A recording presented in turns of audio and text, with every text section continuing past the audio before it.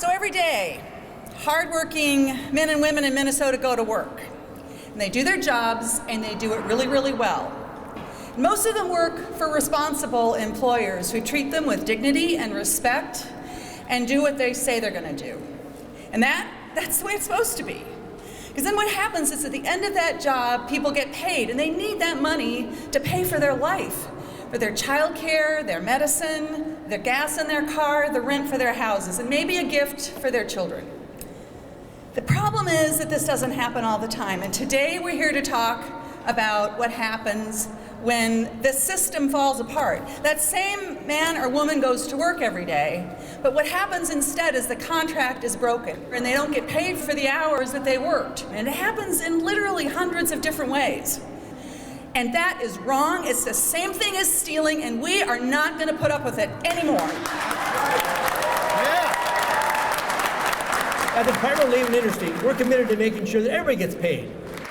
In the Senate, Senator Bobby Joe championed a sponsored bill, and in the House is one of my favorite legislators, Tim Mahoney. We got a 7-point plan. We're going to help everybody who gets their wages stolen in Minnesota. Fui contratada por una señora para limpiar nieve toda la temporada y empezó pagándome bien y después dejó de pagar. So I was contracted to do snow removal for all of the winter season, and at first my employer started off paying me as it should have been, and then after a while she just stopped paying me. Yo terminé mi trabajo esta temporada y esperaba que ella me pagara y ha pasado algo de tiempo. Sigo luchando, estoy recuperando mi dinero y por eso me siento emocionada y positiva en que se pase esta ley. So I completed my work season. She still owed me about $4,000, over $4,000. I fought, I tried to get my wages back, and I've gotten back about a little less than half of that, but I'm still fighting. And for that reason, I'm really excited about this law because we need a change and we need to be able to have the dignified jobs that we deserve. Gracias. I worked for Lakeville Motor Express. On November the 19th was my last day there. I had no idea they was going to shut the place down. The company refused to pay us our money. I have bills. I have medical bills I have to pay for, and I'm struggling to do it now. Thank you for listening to me.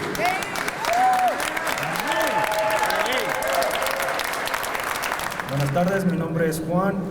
Fui contratado por una compañía la cual me prometió pagar overtime. Hi, my name is Juan Mojares. I was brought up here from Oklahoma City. I was contracted by a company that told me that they were going to pay me overtime. El overtime empezó pagando las primeras 2 semanas. Después de las 2 semanas se negaba a pagar mi overtime. So I worked for 2 weeks getting paid for all my overtime, and then after that they stopped paying me. $27 que me pagan la hora viene siendo como alrededor de $4,000, casi $5,000 lo que me salieron debiendo en mi overtime. They should have been paying me $27 an hour for my overtime, so in total it's about $4,000 or $5,000 that they stole from me over this period of 4 months.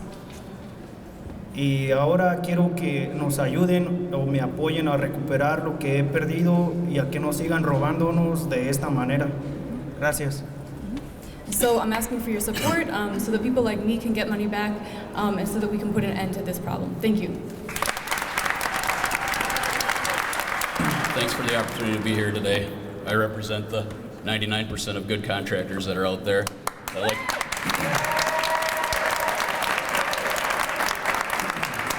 It's a pretty well-known fact that the 1% out there does exist. They skirt laws in order to improve their bottom line.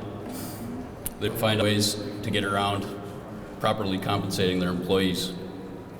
Construction is a tough business. It's even tougher when law-abiding companies have to compete against companies that are finding ways to cheat. I'm happy to be here to support this initiative. Increasing enforcement for the laws that already exist is not only good for business, it's good for these hardworking Minnesotans, and it's absolutely what is best for the state of Minnesota. Thank you. I don't care whether you're a high-paid worker or a low-paid worker.